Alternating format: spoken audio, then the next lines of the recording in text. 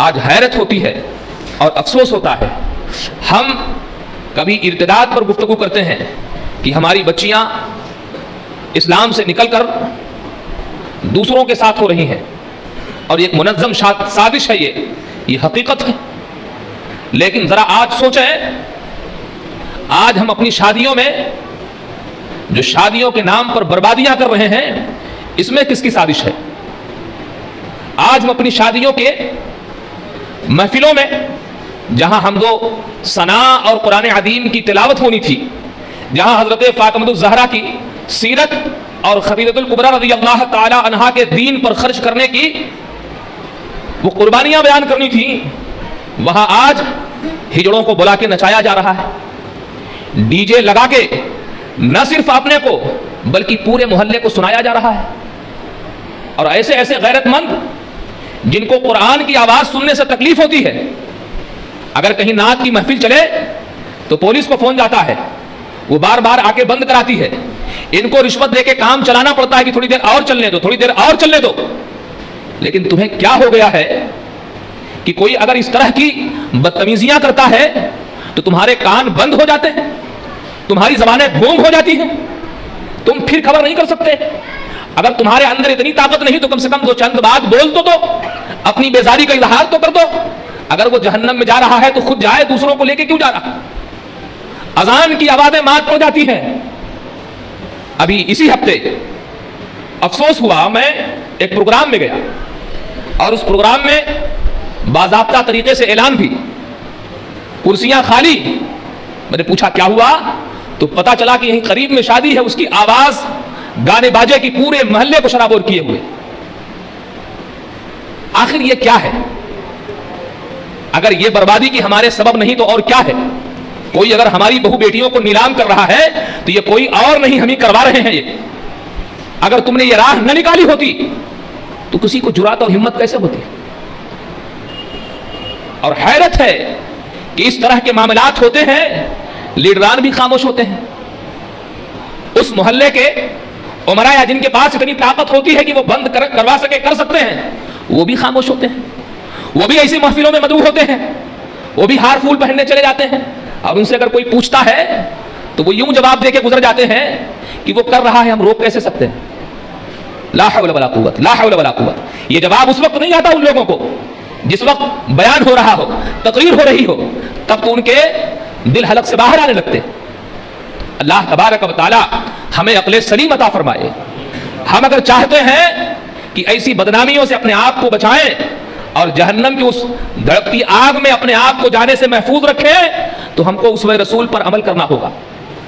حضرت عبداللہ بن عباس رضی اللہ تعالیٰ عنہ ہے، گزرتے ہوئے آواز آئی ان کے کانوں میں تو انہوں نے اپنے کانوں میں انگلیاں ڈال لی، کانوں میں انگلیاں ڈال لی، اور اس کے بعد دیر تک ڈالے رہے اور دور تک چلتے رہے۔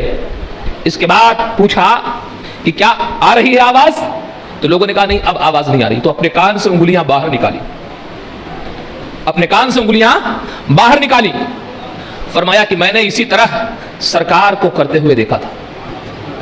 تو صحابہ کا تو یہ معمول، نبی کا تو یہ طریقہ، اور علیہ باللہ تعالی آج قوالی کے نام پر یہ بھی بڑی تیزی کے ساتھ بڑھ رہا ہے۔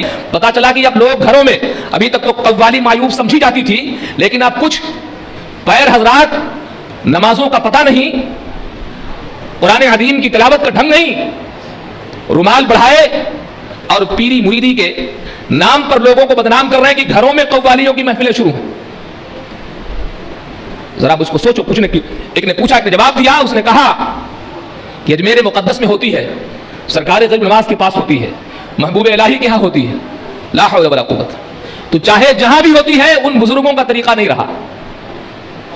میں ذرا آپ سے ہی پوچھتا ہوں کہ آپ کا کوئی معظم دینی آ جائے تو کیا اس کے کان میں ڈھول بجاؤ گے، چلاؤ گے اس کے پاس؟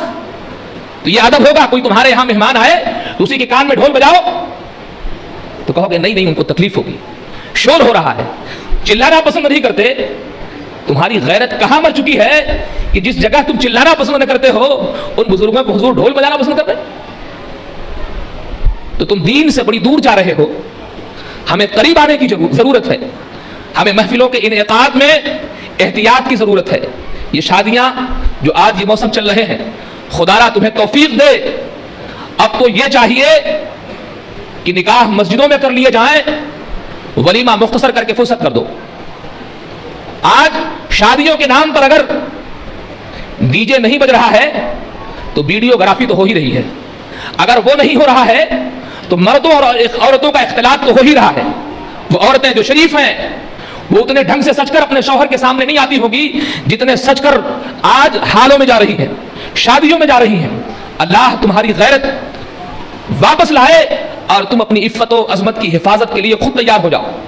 اگر اس طرح کی فوٹو وائرل نہ ہو، تصویر وائرل نہ ہو تو دوسرے بری نظریں نہ ڈالیں اور ان کا پیچھا نہ کریں اور بہت ساری آفتوں سے محفوظ ہو جاؤ.